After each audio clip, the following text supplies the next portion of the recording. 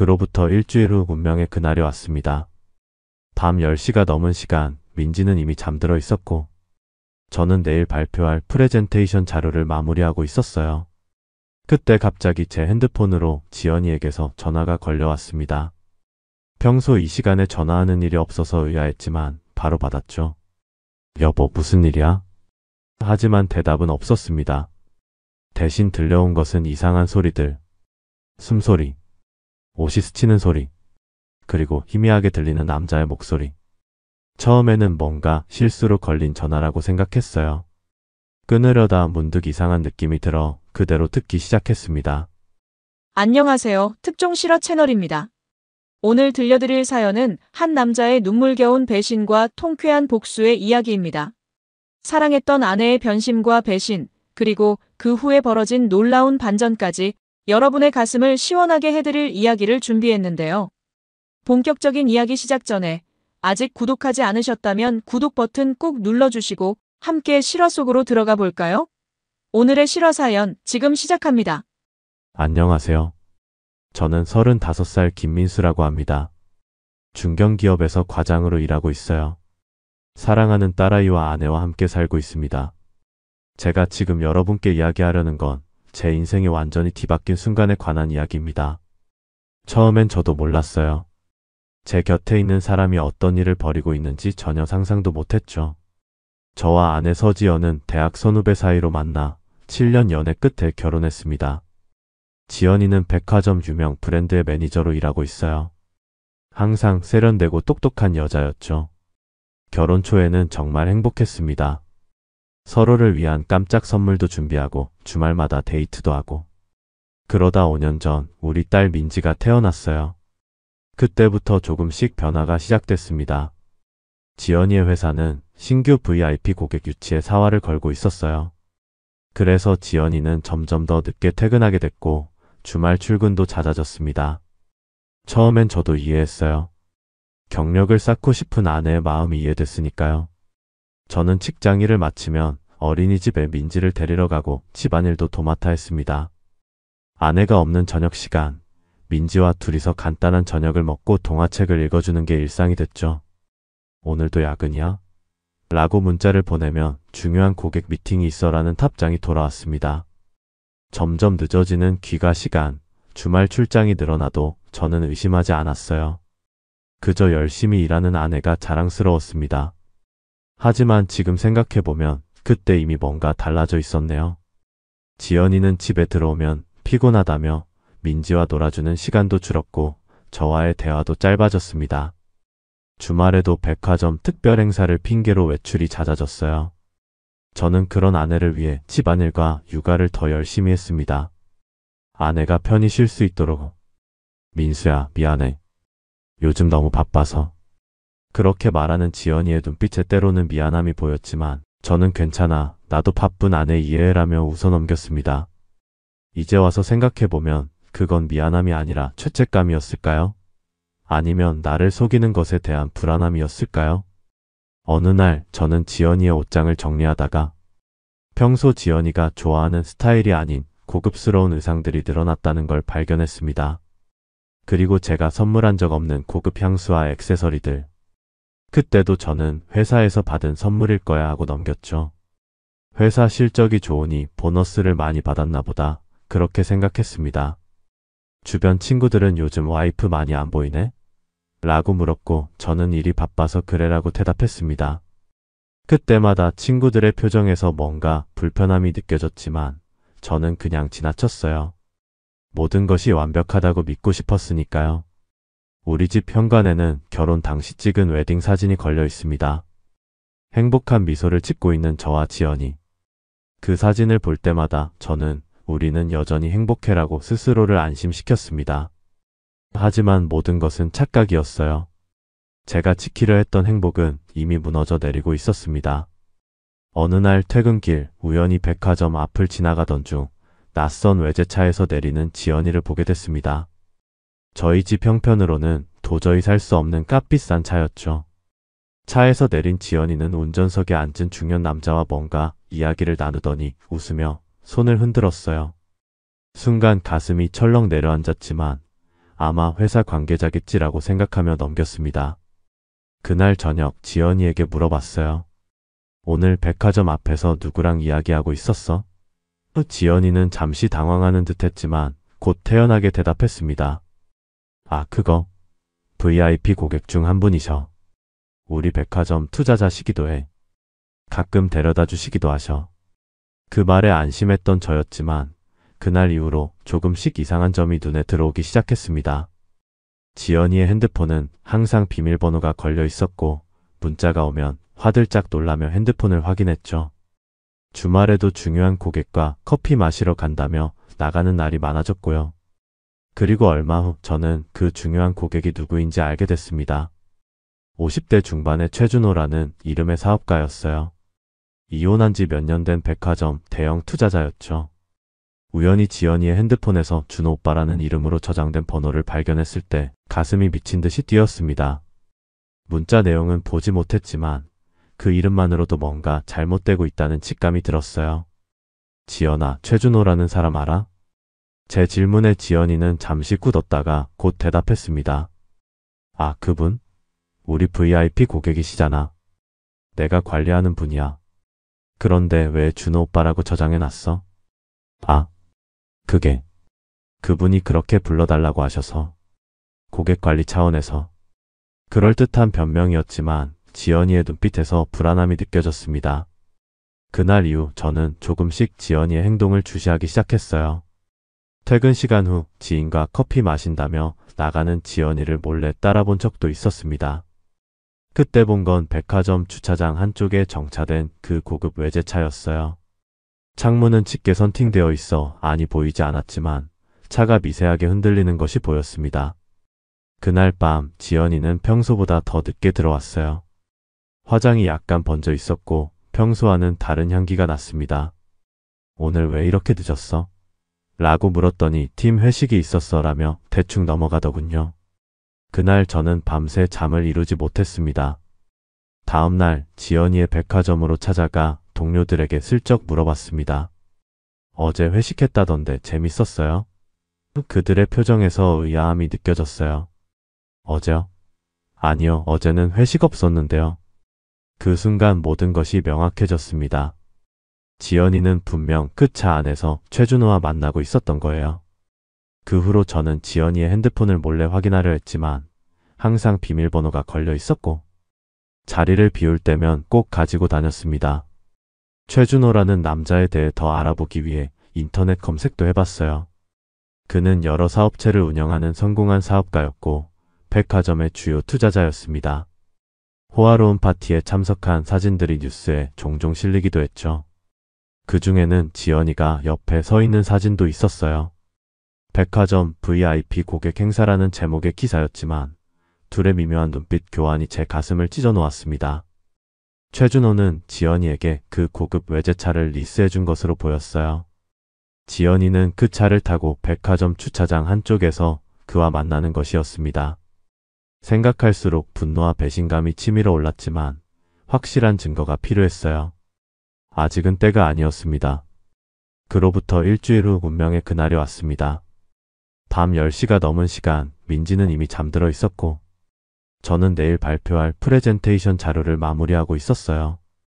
그때 갑자기 제 핸드폰으로 지연이에게서 전화가 걸려왔습니다. 평소 이 시간에 전화하는 일이 없어서 의아했지만 바로 받았죠. 여보, 무슨 일이야? 하지만 대답은 없었습니다. 대신 들려온 것은 이상한 소리들. 숨소리, 옷이 스치는 소리, 그리고 희미하게 들리는 남자의 목소리. 처음에는 뭔가 실수로 걸린 전화라고 생각했어요. 끊으려다 문득 이상한 느낌이 들어 그대로 듣기 시작했습니다. 준호 오빠, 거기. 안 돼요. 지연이의 목소리였습니다. 처음엔 제가 잘못 들었나 싶었어요. 하지만 이어서 들려온 남자의 목소리가 모든 것을 확실하게 했습니다. 지연아, 오늘도 너무 예뻐. 이거 벗어봐. 그 순간 제 세계가 무너져 내렸습니다. 핸드폰을 든 손이 덜덜 떨렸고 심장은 터질 듯이 뛰었어요. 전화를 끊어야 한다는 생각은 들었지만 어떤 이상한 충동으로 그대로 듣고 있었습니다. 아마도 확실한 증거를 원했던 걸까요? 통화는 그대로 4분 넘게 이어졌습니다. 제 아내 지연이의 신음과 그 남자 최준호의 목소리를 명확하게 들을 수 있었어요. 그들은 차 안에 있었던 것 같았습니다. 이따금 들리는 차 경적 소리와 지나가는 차량 소리가 들렸으니까요. 아마도 지연이의 휴대폰이 차 바닥에 떨어지면서 최근 통화 버튼이 눌려 저에게 자동 발신된 것 같았습니다. 아, 준호 오빠. 거기. 지연이의 목소리는 제가 7년 연애와 5년 결혼 생활 동안 한 번도 들어본 적 없는 것이었습니다. 이어지는 신음소리와 최준호의 거친 숨소리. 그들이 차 안에서 무슨 짓을 하고 있는지 상상하기 싫었지만 모든 것이 명확했습니다. 지연아, 너 같은 여자 처음이야. 남편이 이런 거 해주지 않지? 그래서 날 찾는 거잖아. 최준호의 말에 지연이는 대답 대신 더 큰 신음으로 화답했습니다. 제 머릿속은 하얗게 변했고 손에 쥔 핸드폰을 던져버리고 싶었지만 그러지 못했어요. 이것이 현실임을 부정하고 싶었지만 너무나 선명한 증거가 제 귓가를 때리고 있었습니다. 준호 오빠. 응. 핸드폰이 어디 갔지? 갑자기 지연이의 당황한 목소리가 들렸고 저는 본능적으로 전화를 끊었습니다. 저는 그대로 소파에 주저앉았어요. 몇 분 동안 멍하니 앞만 바라보다가 갑자기 화장실로 달려가 토했습니다. 온몸이 떨렸고 눈에서는 눈물이 흘러내렸어요. 배신감, 분노, 수치심. 모든 감정이 한꺼번에 밀려왔습니다. 그 순간 한 가지 결심을 했습니다. 이대로 넘어가지 않겠다. 확실한 증거를 모아 두 사람에게 응분의 대가를 치르게 하겠다. 특히 내 딸의 엄마로서의 의무를 저버린 지연이에게. 그리고 남의 가정을 파괴한 최준호에게도 말이죠. 먼저 그 전화 내용을 녹음했습니다. 다행히 통화 녹음 앱이 자동으로 모든 통화를 기록하고 있었어요. 그리고 침착하게 이후 계획을 세우기 시작했습니다. 아무 일도 없었던 것처럼 행동하면서 모든 증거를 수집하기로 했습니다. 이제 배신자들에게 정의의 심판을 내릴 차례였습니다. 그날 밤 저는 결코 잠들지 못했습니다. 그저 천장만 바라보며 무너져 내린 제 삶을 어떻게 다시 세워야 할지 고민했어요. 그리고 가장 중요한 것은 우리 딸 민지. 그 아이의 미래를 위해서라도 강해져야 했습니다. 다음 날 아침 저는 평소처럼 일어나 민지를 어린이집에 데려다주고 회사로 향했습니다. 그런데 회사에 도착하자마자 갑자기 몸이 아프다고 휴가를 신청했어요. 부장님은 걱정스러운 눈빛으로 저를 바라보며 얼굴색이 안 좋네. 푹 쉬게라고 말했습니다. 아마도 제 표정에서 뭔가 심각한 일이 있다는 것을 눈치챘나 봅니다. 회사를 나온 저는 곧바로 변호사 사무실로 향했습니다. 이혼 전문 변호사를 찾아 상담을 받았어요.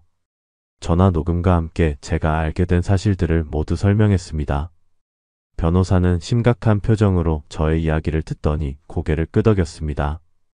이 녹음 내용만으로도 불륜 관계는 충분히 입증됩니다.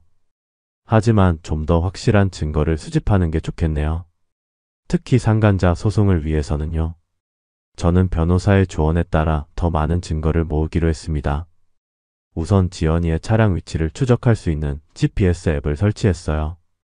지연이는 가끔 제 핸드폰으로 자신의 앱 계정에 로그인하곤 했는데 다행히 비밀번호가 저장되어 있었습니다. 그 계정을 통해 지연이의 위치와 이동 경로를 확인할 수 있었어요.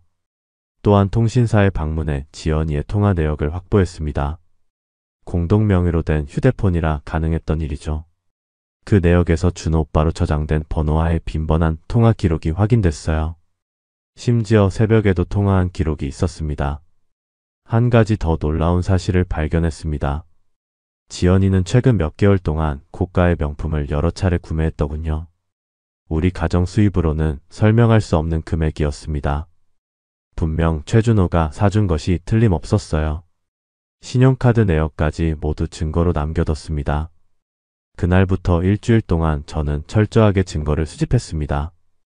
회사에는 계속 휴가를 냈고 민지는 제 부모님께 맡겼어요. 부모님은 자세한 이유를 물으셨지만 회사 일로 잠시 지방에 내려가야 한다고 둘러댔습니다. 믿음직한 탐정을 고용해 지연이와 최준호의 만남 장면을 촬영하도록 했어요. 그들은 주로 백화점 주차장이나 호텔 주변에서 만나는 것으로 확인됐습니다. 탐정은 최준호에 대한 정보도 수집해왔습니다. 그는 이혼한 전 부인과 대학생 아들이 있었고 여러 회사의 대주주로 상당한 재력을 가진 인물이었어요. 그리고 과거에도 유부녀와의 불륜 소문이 있었다는 사실도 알게 됐습니다. 전형적인 한국의 부유한 중년 남성이었죠. 자신의 재력을 이용해 젊고 예쁜 여성들을 유혹하는. 모든 증거를 수집한 후 저는 다시 변호사를 찾아갔습니다. 변호사는 제가 가져온 자료들을 검토한 후 만족스러운 표정을 지었어요. 이 정도면 충분합니다. 이혼 소송과 함께 상간자 손해배상 청구도 가능해요. 최준호 씨가 재력이 있다고 하니 상당한 금액을 받아낼 수 있을 겁니다. 그 말에 저는 고개를 저었습니다. 돈이 목적이 아닙니다. 그들이 저와 제 딸에게 한 일에 대한 대가를 치르게 하고 싶어요. 변호사는 잠시 생각하더니 말했습니다. 그렇다면 좀 다른 접근법이 필요할 것 같네요. 사회적으로 망신을 주는 방법도 있습니다. 하지만 그런 방법은 법적으로 문제가 될 수도 있으니 신중하게 생각하셔야 해요. 저는 모든 가능성을 고려하며 최선의 방법을 고민했습니다. 이제 할 일은 완벽한 타이밍에 이 모든 진실을 폭로하는 것이었어요. 그것도 가장 효과적인 방법으로 말이죠. 증거 수집을 마친 지 2주 후 저는 지연이에게 오늘 백화점에 들러서 민지 옷 좀 사줘야겠다고 말했습니다. 지연이는 굳이 내가 일하는 곳에 올 필요 없어라고 말했지만 저는 어차피 지나가는 길이니까라며 넘어갔어요. 그 말에 지연이는 약간 불안한 표정을 지었지만 이내 평소처럼 행동했습니다. 저는 민지를 데리고 오후 2시경 지연이가 일하는 백화점을 찾았어요. 아이에게 엄마 일하는 곳에 깜짝 방문하자며 웃음을 지었지만 가슴은 이미 얼어붙어 있었습니다. 백화점 VIP 라운지로 향하는 길, 저는 핸드폰으로 지연이에게 곧 도착할 거야 라고 문자를 보냈어요. VIP 라운지에 도착했을 때 저는 이미 예상했던 광경을 목격했습니다. 지연이는 최준호와 함께 앉아 커피를 마시고 있었어요. 그들의 자세는 단순한 업무 관계라고 하기엔 너무 가까웠습니다. 지연이는 저와 민지를 보자 얼굴색이 하얗게 변했고 황급히 자리에서 일어났습니다. 민수야, 민지야, 왜 말도 없이? 저는 아무 말 없이 그냥 웃기만 했습니다. 그리고 VIP 라운지에 있던 다른 고객들과 직원들이 있는 가운데 핸드폰을 꺼내 스피커를 켰어요. 그리고 그날 밤 녹음된 통화 내용을 재생했습니다. 준호 오빠, 거기. 안 돼요. 지연아, 오늘도 너무 예뻐. 이거 벗어봐. 라운지에 있던 모든 사람들의 시선이 일제히 우리에게 쏠렸습니다. 지연이의 얼굴은 창백해졌고 최준호는 황급히 자리에서 일어나려 했어요. 저는 녹음을 멈추고 차분한 목소리로 말했습니다. 서지연 씨 그리고 최준호 씨. 이런 식으로 만나게 되어 유감입니다. 하지만 제 아내와 이 백화점 VIP 고객 겸 투자자 분의 관계가 궁금해서요. 지연이는 떨리는 목소리로 말했습니다. 민수야, 이건 오해야. 이건. 저는 손을 들어 그녀의 말을 막았습니다. 오해? 어떤 부분이 오해인지 설명해 줄래? 이 녹음 내용? 아니면 호텔에서 찍힌 너의 사진들? 아니면 내가 최근 몇 개월 동안 구매한 고가의 명품들? 그리고 핸드폰을 꺼내 탐정이 찍은 사진들을 보여주기 시작했어요. 호텔 로비에서 손을 잡고 걸어가는 백화점. 주차장 한쪽에 정차된 차 안에서의, 그리고 레스토랑에서 은밀하게 손을 만지는 모습들. 라운지에 있던 다른 VIP 고객들은 놀란 표정으로 이 광경을 지켜보고 있었습니다. 일부는 자리를 피했지만 이미 많은 직원들과 고객들이 이 상황을 목격했어요. 소문은 빠르게 퍼질 것이 분명했습니다. 최준호는 갑자기 자세를 바로 하고 저에게 말했습니다. 김민수 씨, 이런 행동은 명예훼손이 될 수 있습니다. 제가 변호사를 선임해서. 저는 그의 말을 자르고 웃으며 말했습니다. 명예훼손이요? 사실을 말하는 건 명예훼손이 아니죠. 오히려 귀하께서 남의 가정을 파괴한 것에 대해 손해배상 청구를 하려고 합니다. 저희 변호사가 곧 연락드릴 거예요. 최준호의 얼굴이 순간 굳어졌습니다.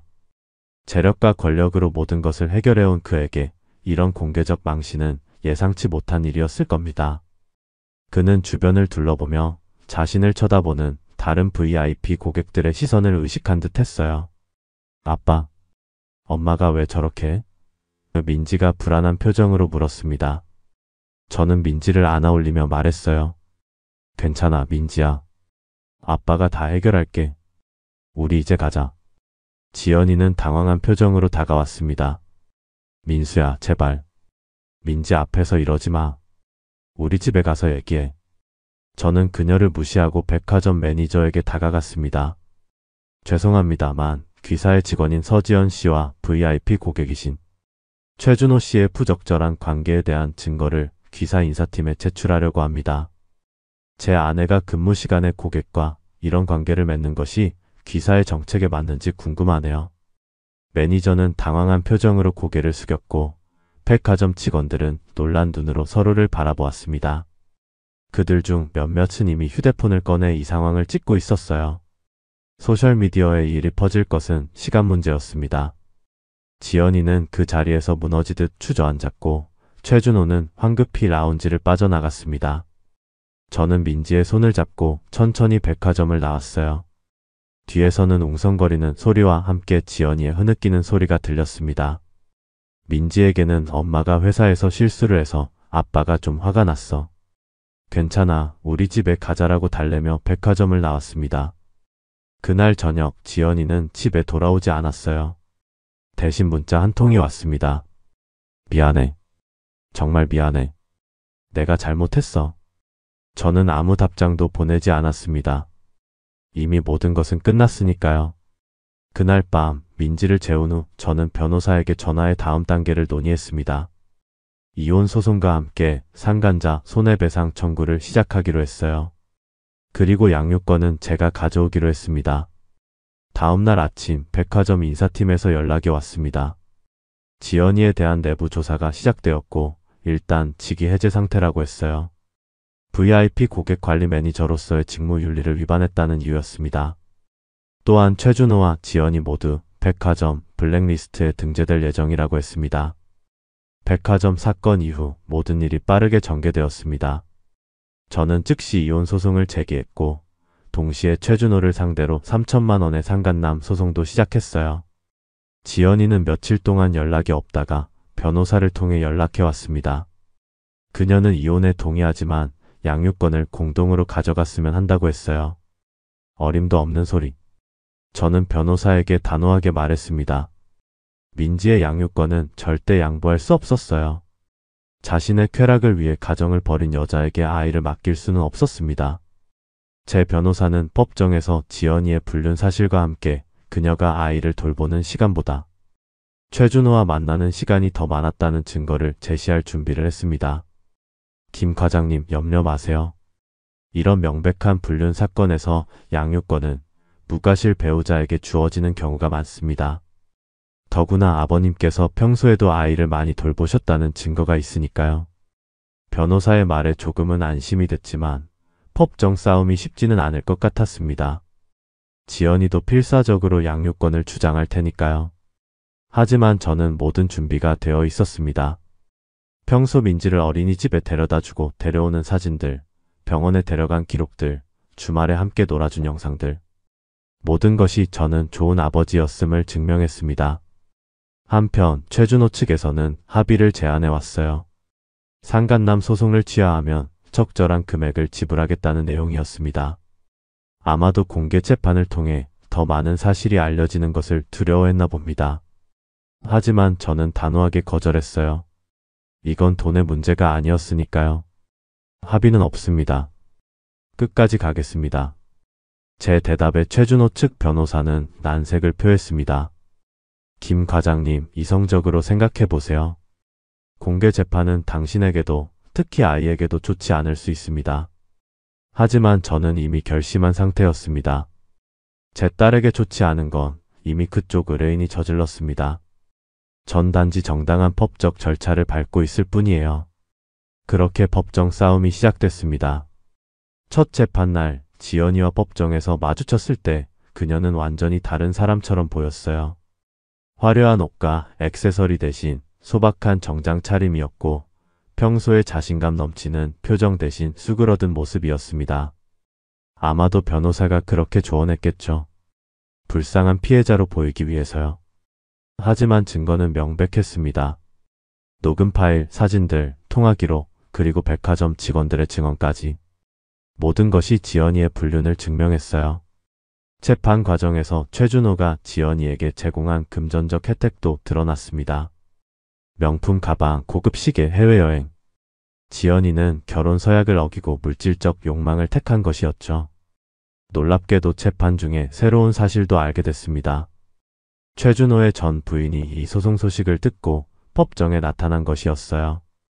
그녀는 최준호가 자신과의 결혼 생활 중에도 여러 불륜 관계가 있었다고 증언했습니다. 더구나 그녀는 최준호가 양육비를 제대로 취급하지 않아 어려움을 겪고 있다며 이번 기회에 양육비 재조정 소송을 제기하겠다고 밝혔어요. 최준호는 남의 가정을 파괴하는 일에 능숙합니다. 저도 그의 피해자였어요. 그녀의 증언은 최준호에게 치명적이었습니다. 재판장은 심각한 표정으로 그녀의 말을 경청했고 방청석에서는 웅성거림이 일었습니다. 최준호는 불편한 표정으로 자리에 앉아 있었어요. 백화점 측에서도 대표가 나와 증언했습니다. 내부 조사 결과 지연이가 근무 시간에 최준호와 부적절한 만남을 가진 것이 확인됐고 이는 회사 윤리 규정을 심각하게 위반한 것이라고 했어요.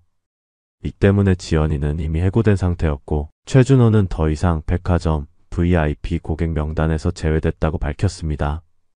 재판이 진행될수록 지연이와 최준호에게 불리한 증거들이 계속 쌓여갔습니다. 심지어 최준호가 운영하는 회사들도 이 스캔들로 인해 타격을 입었다는 뉴스가 나왔어요. 투자자들이 우려를 표하며 비상경영진 회의가 소집됐다는 내용이었습니다. 회의체 운영 의뢰인분들은 현재 도덕적 해이에 빠진 기업에 투자할 의향이 없다는 입장을 밝혔습니다. 뉴스 앵커의 말이 모니터에 나왔고 최준호의 얼굴은 더욱 어두워졌습니다. 그는 더 이상 당당하게 법정에 나타나지 않았고 대부분 변호사를 통해서만 소통했어요. 지연이 역시 점점 더 지쳐 보였습니다. 법정 싸움은 그들에게 정신적, 경제적으로 큰 부담이 되고 있었어요. 하지만 저는 끝까지 포기하지 않았습니다. 이것은 단순한 복수가 아니라 제 딸의 미래와 제 자존심을 지키기 위한 싸움이었으니까요.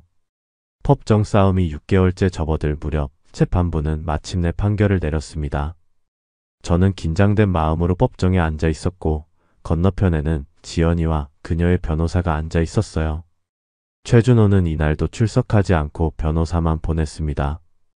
본 재판부는 원고 김민수와 피고 서지연의 이혼 청구를 인용합니다. 판사의 목소리가 법정에 울려 퍼졌습니다. 이어서 그는 양육권과 재산 분할, 위자료에 대한 판결을 읽어 내려갔어요. 미성년자 자녀 김민지에 대한 친권 및 양육권은 원고 김민수에게 귀속되며 피고 서지연에게는 매월 둘째, 넷째, 토요일 오전 10시부터 오후 5시까지의 면접 교섭권을 허가합니다. 저는 안도의 한숨을 내쉬었습니다. 가장 중요한 민지의 양육권을 확보한 것이었어요. 지연이는 고개를 숙인 채 흐느끼고 있었습니다. 재산 분할과 관련하여 혼인 중 취득한 재산에 대해 피고의 불륜 행위가 인정되므로 원고에게 70%, 피고에게 30%의 비율로 분할합니다. 이 판결은 저에게 매우 유리한 것이었습니다. 보통 재산 분할은 5050으로 이루어지지만 지연이의 명백한 불륜 증거로 인해 저에게 더 많은 비율이 인정된 것이었어요. 그리고 최준호에 대한 상간남 소송 결과도 발표됐습니다. 피고 최준호는 원고 김민수에게 3천만 원을 지급할 것을 명합니다. 최준호의 변호사는 불만스러운 표정으로 고개를 저었지만 이미 판결이 내려진 상황이었습니다. 저는 승소했고 법원은 제 주장을 모두 받아들인 것이었어요. 법정을 나서는 순간 지연이가 다가와 말했습니다. 민수야, 정말 미안해. 내가 정신이 나갔었나 봐.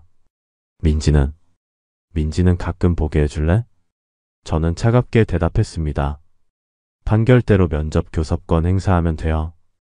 그 외에는 연락하지 말아줬으면 합니다. 그녀의 눈에서 눈물이 흘러내렸지만 저는 더 이상 그녀의 눈물에 마음이 흔들리지 않았습니다. 너무 많은 밤을 울며 치새었고 너무 많은 고통을 겪었으니까요. 그날 저녁 뉴스에서는 최준호의 회사가 주가 폭락을 겪고 있다는 소식이 전해졌습니다. 그의 불륜 스캔들이 언론에 대대적으로 보도되면서 투자자들이 이탈하고 있다는 내용이었어요. 더구나 최준호의 전 부인이 제기한 양육비 재조정 소송도 받아들여져 그는 이중 타격을 입게 됐습니다. 이후 며칠 동안 지연이는 계속해서 메시지를 보내왔습니다. 용서를 구하는 내용이었죠. 하지만 저는 어떤 메시지에도 답장하지 않았어요. 그리고 2주 후 변호사를 통해 지연이가 고향으로 내려간다는 소식을 들었습니다. 더 이상 서울에서 살 수 없을 만큼 상황이 힘들어졌다고 했어요. 최준호에 대한 소식도 들려왔습니다. 그는 회사 경영권을 상실하고 해외로 떠났다는 소문이 돌았어요. 한때 잘 나가던 사업가였던 그는 이제 사회적으로 완전히 매장된 상태였습니다. 저는 민지와 함께 새로운 아파트로 이사했습니다. 예전 집에는 너무 많은 기억이 있었고 새로운 시작을 위해서는 새로운 환경이 필요했어요. 민지는 처음에는 엄마를 찾았지만 점차 적응해가기 시작했습니다. 아빠, 엄마는 언제 와? 엄마는 지금 멀리 있어. 하지만 가끔 만날 수 있을 거야. 엄마가 나쁜 일 했어? 그건 어른들의 일이야. 민지는 그냥 아빠랑 재미있게 지내자. 어려운 질문들이 이어졌지만 저는 최대한 아이의 마음을 상하지 않게 대답했습니다. 아무리 지연이가 저에게 상처를 줬다 해도 민지에게는 여전히 엄마니까요. 그날 밤 변호사에게서 연락이 왔습니다. 최준호가 마침내 손해배상금을 지불했다는 소식이었어요. 판결 이후 항소도 포기한 채 조용히 배상금을 지불한 것이었습니다. 김 과장님, 이제 정말 끝났네요. 새로운 시작을 축하드립니다. 변호사의 말에 저는 가슴이 벅차올랐습니다. 고통스러웠던 시간들이 주마등처럼 스쳐 지나갔어요. 하지만 이제 정말 끝이 났습니다. 승리했다는 기쁨보다는 이제야 모든 것을 내려놓을 수 있다는 안도감이 밀려왔습니다. 최후 통첩이 성공한 것입니다. 바람 피운 아내는 사회적으로 매장되어 고향으로 쫓겨갔고 오만한 상간 남은 사업가 명예를 모두 잃고 해외로 도망쳤어요. 무엇보다 중요한 건 제가 소중한 딸 민지의 양육권을 지켜냈다는 사실이었습니다. 새로운 집으로 이사한 지 한 달이 지났습니다. 저는 회사에 복귀했고 민지는 새 어린이집에 적응해가고 있었어요. 주변 환경도 달라지고 이웃들도 모두 새로운 사람들이었습니다. 아무도 우리 가족의 과거를 모르는 곳, 그래서 더욱 편안했습니다. 그날은 토요일이었고 민지와 함께 아침부터 공원에 나가 놀았어요. 그네를 타고 미끄럼틀을 타고 모래놀이도 하며 즐거운 시간을 보냈습니다. 민지의 웃음소리가 공원에 울려 퍼질 때마다 가슴이 따뜻해졌어요. 아빠, 나 배고파. 민지의 말에 저는 근처 패밀리 레스토랑으로 향했습니다. 식사를 하는 동안 민지는 오늘 있었던 일들을 신나게 이야기했어요. 어린이집 선생님 얘기, 새 친구 얘기. 저는 그저 미소 지으며 들어주었습니다. 식사를 마치고 집으로 돌아오는 길 민지가 불쑥 물었어요. 아빠, 이제는 전화 받으면 슬픈 소리 안 나서 좋아. 갑작스러운 민지의 말에 저는 걸음을 멈췄습니다. 무슨 말이야, 민지야? 예전에 아빠가 전화 받고 울었잖아. 그때 아빠 방에서 이상한 소리 나서 문 열어봤는데 아빠가 전화 듣고 울고 있었어. 아이의 순수한 눈빛이 저를 바라보고 있었습니다. 그날 밤 지연이의 불륜 현장이 담긴 통화를 듣던 날 민지가 그 모습을 봤던 거예요. 제 마음이 무너져 내리는 순간을 아이가 목격했던 것입니다. 저는 민지를 꼭 껴안았습니다. 미안해, 민지야. 아빠가 그때 슬펐어. 하지만 지금은 괜찮아. 이제 우리 행복하게 지낼 거야. 민지는 제 품에 안겨 고개를 끄덕였습니다. 응, 나도 행복해. 아빠랑 같이 있어서. 집에 돌아와 민지를 재우고 저는 거실 창가에 서서 밤하늘을 바라봤습니다. 6개월 전 그 통화를 받았던 날이 생각났어요. 세상이 무너져 내리는 듯한 절망감, 배신감, 분노. 그 모든 감정들이 주마등처럼 스쳐 지나갔습니다. 그리고 지금 저는 여기 새로운 집에서 민지와 함께 평온한 일상을 보내고 있었습니다. 아직도 가끔은 악몽을 꾸고 가슴 한구석이 아릿할 때도 있지만 시간이 모든 것을 치유해주고 있었어요. 지연이는 한 달에 2번 민지를 만나러 왔습니다. 법원의 판결대로요. 처음에는 어색했지만 민지를 위해 최대한 예의를 갖추고 대했습니다. 지연이는 많이 변해 있었어요.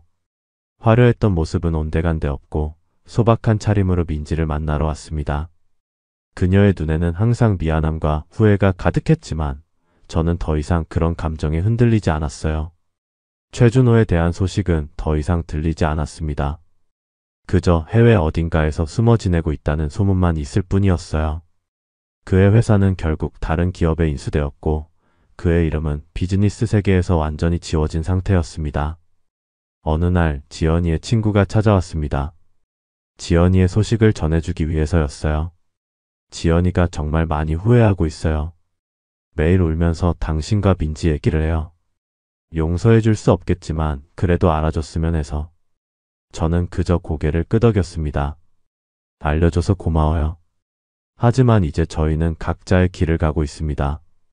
지연이도 자기 인생 잘 살기를 바랍니다. 친구는 안타까운 표정으로 자리를 떴고 저는 다시 일상으로 돌아왔습니다. 폭수는 끝났고 이제는 새로운 삶을 살아가는 일만 남았어요.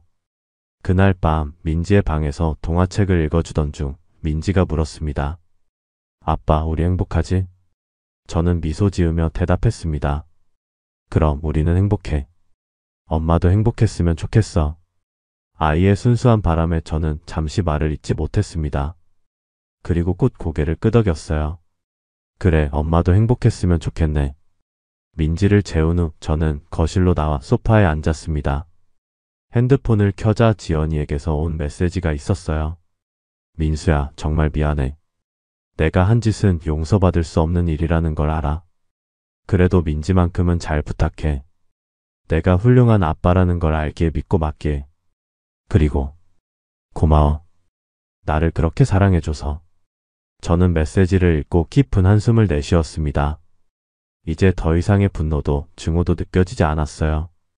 그저 민지와의 새로운 삶에 집중하고 싶을 뿐이었습니다. 창밖을 바라보니 밤하늘의 별이 빛나고 있었어요. 문득 이런 생각이 들었습니다.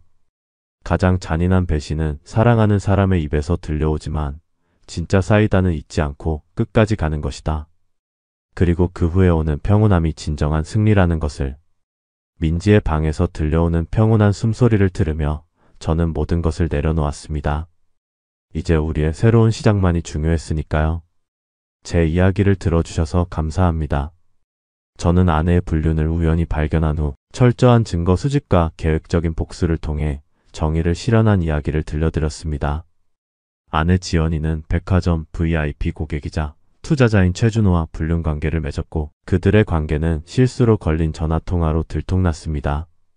저는 침착하게 증거를 모은 후 공개적 장소에서 그들의 관계를 폭로했고 법적 소송을 통해 양육권과 재산 분할에서 승리했습니다.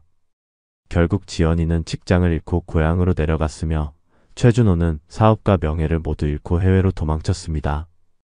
저는 딸 민지와 함께 새로운 삶을 시작했고 비록 상처는 남았지만 모든 것을 내려놓고 평온함을 찾았습니다. 여러분이라면 이런 상황에서 어떻게 하셨을까요? 배우자의 불륜을 발견했을 때 바로 대화로 해결하려 했을까요? 아니면 저처럼 증거를 모아 확실하게 대응했을까요? 용서를 선택했을까요? 아니면 저처럼 단호하게 끝을 내렸을까요? 가장 중요한 것은 자신의 존엄성과 아이의 행복, 그리고 정의라고 생각합니다. 여러분의 선택은 무엇인가요?